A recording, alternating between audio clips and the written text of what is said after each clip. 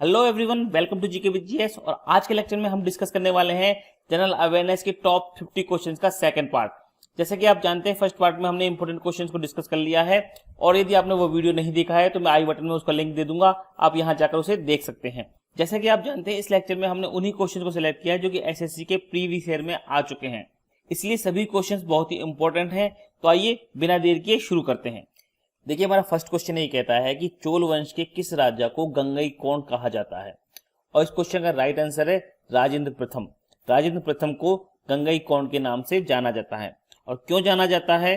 क्योंकि राजेंद्र प्रथम ने गंगा नदी के तट तक सफल सैनिक अभियान किया था और इसी अभियान के बाद में उन्होंने गंगईकोंड की उपाधि धारण की थी, और इसीलिए राजेंद्र प्रथम को गंगईकोंड के नाम से जाना जाता है। इंपॉर्टेंट क्वेश्चन है, एसएससी में कई बार ये आ चुका है। तो आइए नेक्स्ट क्वेश्चन पे चलते हैं। देखिए, इस क्वेश्चन में पूछ रहा है कि राज्यों में महाधिवक्ता की नियुक्ति के संबंध में किस अनुच्छेद में वर्णन किया गया है, और इस क्वेश्चन का राइट आंसर है आर्टिकल 165 या अनुच्छेद 165 के अंदर राज्यों में महाधिवक्ता की नियुक्ति का प्रावधान किया गया है। देखिए, महाधिवक्ता जो होता है वो राज्य का प्रथम विधि अधिकारी होता है और राज्य सरकार को कानूनी परामर्श देता है। तो याद रखिएगा, महाधिवक्ता के बारे में प्रथम विधि अधिकारी होता है और राज्य को कानूनी परामर्श देता है।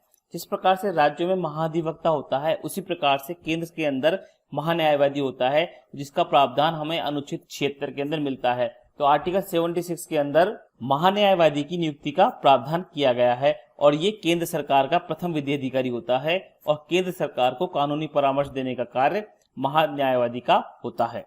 इंपॉर्टेंट क्वेश्चन है, बहुत बार ये भी एग्जाम में पूछा गया है। तो आइए नेक्स्ट क्वेश्चन पे चलते हैं। देखिए, इस क्वेश्चन में पूछ रहा है कि वायु में किसकी अधिकता होने के कारण पेड़ों की पत्तियां काली होकर गिर जाती हैं, और इस क्वेश्चन का राइट आंसर होगा सल्फर डाइऑक्साइड या SO2 के कारण पेड़ों की पत्तियां काली पड़कर गिर जाती है। देखिए, सल्फर डाइऑक्साइड के बारे में एक फैक्ट और है कि सल्फर डाइऑक्साइड जो है वो पानी से क्रिया करके, यानी वायुमंडल के उपस्थित पानी से क्रिया करके और सल्फ्यूरिक अम्ल का निर्माण करती है, H2SO4 का निर्माण करती है, और ये H2SO4 वर्षा के रूप में जमीन पर गिरता है, जिसे कि हम अम्ल वर्षा के रूप में जानते हैं। तो याद रखिएगा, अम्ल वर्षा के लिए रेस्पॉन्सिबल कौन है? Sulphur dioxide gas. यहाँ पर कार्बन डाइऑक्साइड भी एक ऑप्शन है जिसका रासायनिक सूत्र होता है CO2। कार्बन डाइऑक्साइड जो है वो ग्रीन हाउस गैस है और ये पेड़ों के द्वारा प्रकाश संश्लेषण या फोटोसिंथेसिस में काम में ली जाती है। इसी प्रकार से कार्बन मोनोऑक्साइड की बात करें, इसका रासायनिक सूत्र CO होता है और इसे हम स्लो पॉइजन के नाम से भी जानते हैं। और कार्बन मोनोऑक्साइड जो है वो बहुत ही हानिकारक या जहरीली गैस है मनुष्यों के लिए। तो आइए नेक्स्ट क्वेश्चन पे चलते हैं। देखिए, इस क्वेश्चन में कह रहा है कि जहां कोई कानून नहीं होता वहां कोई स्वतंत्रता नहीं होती, यह कथन किसका है? तो इस क्वेश्चन का राइट आंसर है जॉन लॉक का यह कथन है। इंपॉर्टेंट क्वेश्चन है, याद रखिएगा, एसएससी में कई बार ये क्वेश्चन पूछ लिया गया है। तो जॉन लॉक ने कहा था कि जहां कोई कानून नहीं होता वहां पर किसी भी प्रकार की कोई स्वतंत्रता नहीं होती है। तो आइए नेक्स्ट क्वेश्चन पे चलते हैं। देखिए जी, इस क्वेश्चन में कह रहा है कि निम्न में से किस राज्य की राजभाषा अंग्रेजी है, और इस क्वेश्चन का राइट आंसर होगा नागालैंड। नागालैंड की राजभाषा जो है वो अंग्रेजी है।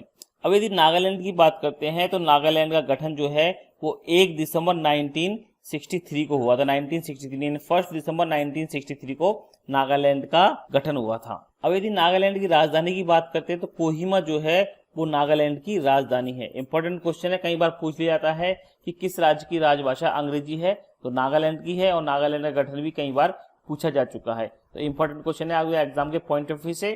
तो आइए नेक्स्ट क्वेश्चन पे चलते हैं। देखिए जी, इस क्वेश्चन में कह रहा है कि राष्ट्रपति का अध्यादेश कितनी अवधि के लिए लागू रहता है, और इस क्वेश्चन का राइट आंसर होगा 6 महीने तक लागू रहता है राष्ट्रपति का अध्यादेश। अब एक बात निकल कर आती है कि राष्ट्रपति जो है वो किस स्थिति में अध्यादेश जारी करता है। तो जब संसद का सत्र नहीं चल रहा होता है, उस स्थिति में राष्ट्रपति अध्यादेश जारी करता है, और आर्टिकल 123 राष्ट्रपति को यह अधिकार देता है या यह शक्ति प्रदान करता है कि वह संसद के सत्र नहीं चलने पर अध्यादेश जारी कर सके, और राष्ट्रपति का अध्यादेश 6 महीने तक लागू रहता है। कई बार एक क्वेश्चन और पूछ लिया जाता है कि संसद के 2 सत्रों के बीच में मैक्सिमम कितनी अवधि रहनी चाहिए, तो 6 महीने की अवधि 2 सत्रों के बीच में हो सकती है अधिकतम। और जब भी संसद का सत्र लगता है या शुरू होता है तो संसद के सत्र के शुरू होने के 6 सप्ताह के भीतर या 6 सप्ताह के अंदर यदि संसद राष्ट्रपति के अध्यादेश को पास कर देती है तो वह अधिनियम बन जाता है या कानून बन जाता है, और पास नहीं होने की स्थिति में वो स्वतः ही निरस्त हो जाता है। तो यदि इस हिसाब से देखा जाए तो राष्ट्रपति का अध्यादेश कुल मिलाकर 6 महीने और 6 सप्ताह की अवधि तक लागू रहता है। तो फ्रेंड्स ये बहुत ही टेक्निकल क्वेश्चन है, तो आप चाहें तो इसे इस हिसाब से भी देख सकते हैं। कई बार एग्जामिनर आपको उलझा देते हैं इस तरह के क्वेश्चन में। तो राष्ट्रपति का अध्यादेश कुल 6 महीने प्लस 6 सप्ताह की अवधि तक लागू रहता है। वेरी वेरी इंपॉर्टेंट है। अगर आपके क्वेश्चन में यह ऑप्शन आता है तो आपको इस ऑप्शन को राइट करना है। आइए नेक्स्ट क्वेश्चन पे चलते हैं। देखिए जी, इस क्वेश्चन ने पूछा है कि अराकान योमा कहां पर स्थित है, और इस क्वेश्चन का राइट आंसर है म्यांमार में। म्यांमार में अराकान योमा स्थित है। अब यदि अराकान योमा की बात की जाए तो अराकान योमा जो है एक पर्वत श्रृंखला है और इसकी सबसे ऊंची चोटी का नाम है विक्टोरिया, और यह पर्वत श्रृंखला भारत और म्यांमार के बीच में सीमा का काम करती है। तो याद रखिएगा, विक्टोरिया अराकान योमा की सबसे ऊंची चोटी है और भारत और म्यांमार के बीच में सीमा रेखा का यह काम करती है। देखिए, अब यदि बात करते हैं म्यांमार की, तो म्यांमार का पुराना नाम था वर्मा। याद रखिएगा, इंपॉर्टेंट क्वेश्चन है। और इसकी पुरानी राजधानी थी रंगून।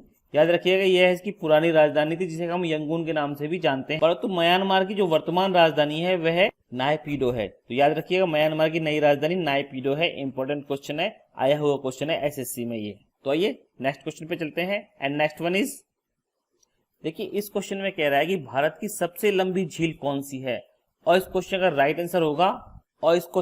आंसर होगा बेम्बनाथ झील। बेम्बनाथ झील जो है वो भारत की सबसे लंबी झील है और इसकी लंबाई है 96 किलोमीटर और साथ ही इसकी चौड़ाई है 14 या 14 किलोमीटर जिसकी चौड़ाई है। अब यदि हम बात करते हैं कि भारत की सबसे बड़ी झील कौन सी है, तो चिल्का झील जो है वो भारत की सबसे बड़ी झील है और ये उड़ीसा के अंदर स्थित है। याद रखिएगा, चिल्का झील, और यह उड़ीसा के अंदर है। इसी प्रकार से यदि हम बात करें कि भारत की सबसे बड़ी मीठे पानी की झील कौन सी है, तो वूलर झील जो है वो सबसे बड़ी मीठे पानी की झील है और ये कहां पर स्थित है, तो ये श्रीनगर के अंदर स्थित है। इंपॉर्टेंट क्वेश्चन है, ये भी कई बार एग्जाम में पूछ लिया जाता है। तो आइए नेक्स्ट क्वेश्चन पे चलते हैं। एंड नेक्स्ट वन इज, देखिए जी, इस क्वेश्चन में कह रहा है कि पंजाब के किस गांव ने हॉकी के सर्वाधिक ओलंपिक खिलाड़ी, यानी ओलंपिक खिलाड़ी दिए हैं पंजाब के किस गांव ने, और इस क्वेश्चन का राइट आंसर है संसारपुर गांव जो है, इसने सबसे अधिक ओलंपिक खिलाड़ी दिए हैं भारत को। और संसारपुर जो है यह गांव जालंधर जिले के अंदर है। जालंधर जिले के अंदर ये संसारपुर गांव स्थित है। और आइए नेक्स्ट क्वेश्चन पे चलते हैं। देखिए जी, इस क्वेश्चन में कह रहा है कि सरदार सरोवर परियोजना से लाभान्वित होने वाले राज्य कौन कौन से हैं, और इस क्वेश्चन का राइट आंसर होगा, फर्स्ट ऑप्शन इसका सही है, गुजरात, महाराष्ट्र, मध्य प्रदेश एवं राजस्थान जो है वो सरदार सरोवर परियोजना से लाभान्वित होने वाले राज्य हैं। और इनमें जो मध्य प्रदेश है वो सबसे अधिक लाभान्वित होने वाला राज्य है इस परियोजना से। अब यदि हम सरदार सरोवर बांध की बात करते हैं, तो सरदार सरोवर बांध जो है भारत का दूसरे नंबर का सबसे बड़ा बांध है और यह नर्मदा नदी के ऊपर बना हुआ है। तो इंपॉर्टेंट क्वेश्चन है, दूसरे नंबर का सबसे बड़ा बांध है सरदार सरोवर बांध, और किस नदी पर बना हुआ है, तो नर्मदा नदी के ऊपर यह बना हुआ है। और इस बांध की ऊंचाई है कुल 130 मीटर। तो याद रखिएगा, इंपॉर्टेंट क्वेश्चन है यह। तो आइए नेक्स्ट क्वेश्चन पे चलते हैं।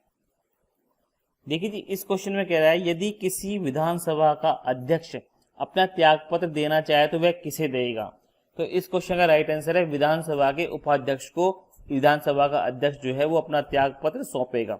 इसी प्रकार से यदि विधानसभा का उपाध्यक्ष अपना त्यागपत्र देना चाहे तो वह विधानसभा के अध्यक्ष को अपना त्यागपत्र सौंपेगा। नेक्स्ट क्वेश्चन है, पृथ्वी शिखर सम्मेलन या पृथ्वी बचाओ का आयोजन किसने किया था, तो इस क्वेश्चन का राइट आंसर होगा यूनिसेड। यूनिसेड ने इस सम्मेलन का या पृथ्वी शिखर सम्मेलन का आयोजन किया था। देखिए, अब यदि हम प्रथम पृथ्वी शिखर सम्मेलन की बात करते हैं तो यह 1992 के अंदर हुआ था। और कहां पर हुआ था, तो रियो डी जेनेरियो में, जो कि ब्राजील की राजधानी है, यहाँ पर यह सम्मेलन हुआ था 1992 के अंदर।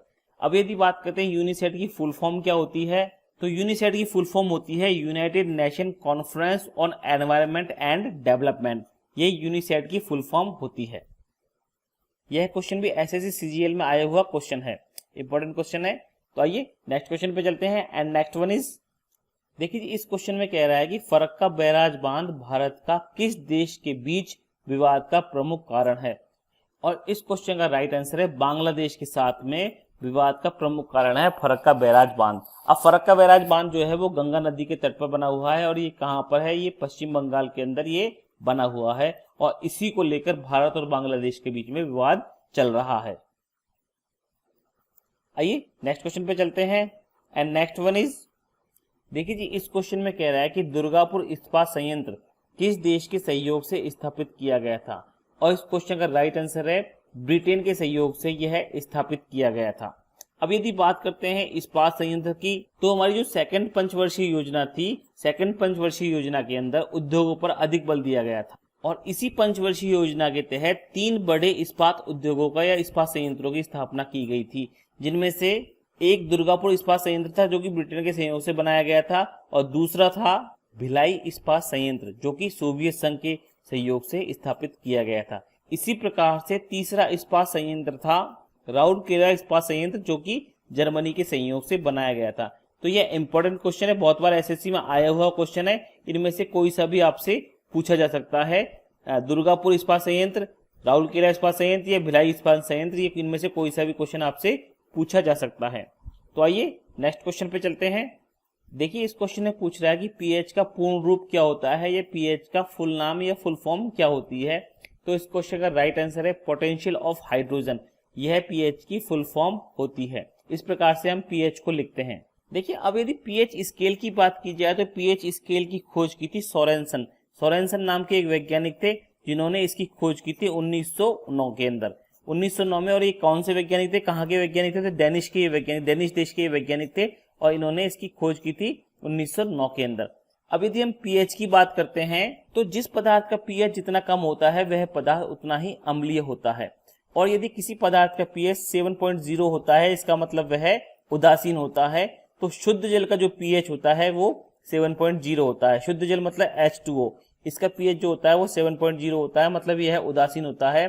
और 7 से कम पीएच होने पर पदार्थ अम्लीय होने लगता है, और जितना पीएच कम होगा पदार्थ उतना ही अधिक अम्लीय होगा, और पीएच बढ़ने पर पदार्थ की प्रकृति क्षारीय होने लगती है, और जिस पदार्थ का पीएच सर्वाधिक होता है वह उतना ही अधिक क्षारीय होता है। तो वेरी वेरी इंपॉर्टेंट क्वेश्चन है आपके एग्जाम के पॉइंट ऑफ व्यू से। तो आइए नेक्स्ट क्वेश्चन पे चलते हैं।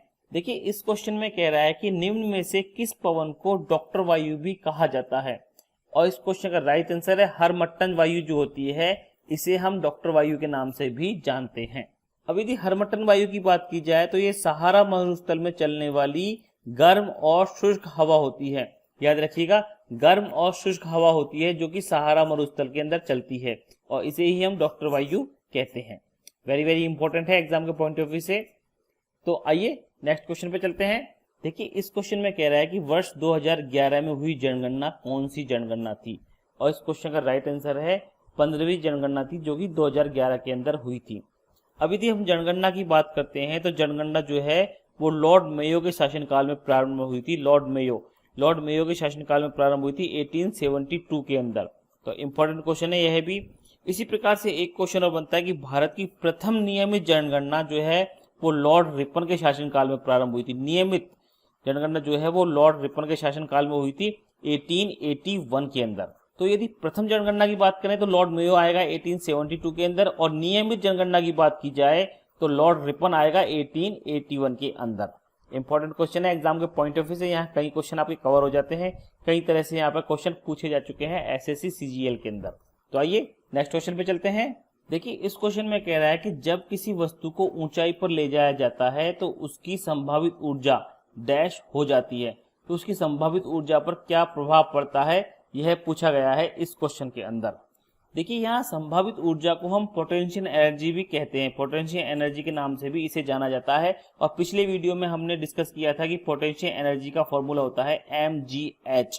तो ऊंचाई बढ़ने पर ये पोटेंशियल एनर्जी बढ़ जाती है। तो इस क्वेश्चन का राइट आंसर होगा बढ़ जाती है, क्योंकि हम जानते हैं कि किसी भी वस्तु का जो मास होता है, मास जो होता है वो हमेशा फिक्स होता है, मास जो होता है वो हमेशा फिक्स होता है। इसी प्रकार से ग्रेविटेशनल फोर्स जो होता है या ग्रेविटेशनल एक्सेलरेशन जो होता है वो 9.8 मीटर पर सेकंड स्क्वायर होता है, यह भी हमेशा फिक्स होता है। तो पोटेंशियल एनर्जी, किसी भी वस्तु की जो पोटेंशियल एनर्जी होती है वो केवल उसकी हाइट के ऊपर निर्भर करती है, तो ऊंचाई बढ़ने पर वह भी बढ़ती जाती है। तो इंपॉर्टेंट क्वेश्चन है एग्जाम के पॉइंट ऑफ व्यू से, इंपॉर्टेंट नहीं वेरी वेरी इंपॉर्टेंट क्वेश्चन है ये एग्जाम के पॉइंट ऑफ व्यू से। सो स्टूडेंट्स, आज के लेक्चर में बस इतना ही। उम्मीद है ये क्वेश्चंस आपको पसंद आए होंगे, और सभी क्वेश्चंस आपके एग्जाम के पॉइंट ऑफ व्यू से काफी इंपॉर्टेंट हैं। और इस वीडियो में हमने उन्हीं क्वेश्चंस को लिया है जो कि एग्जाम में पहले ही पूछे जा चुके हैं। तो इसी तरह के इंपॉर्टेंट क्वेश्चंस के साथ में मिलते हैं अपने नए वीडियो में। तब तक जय भारत, जय हिंद।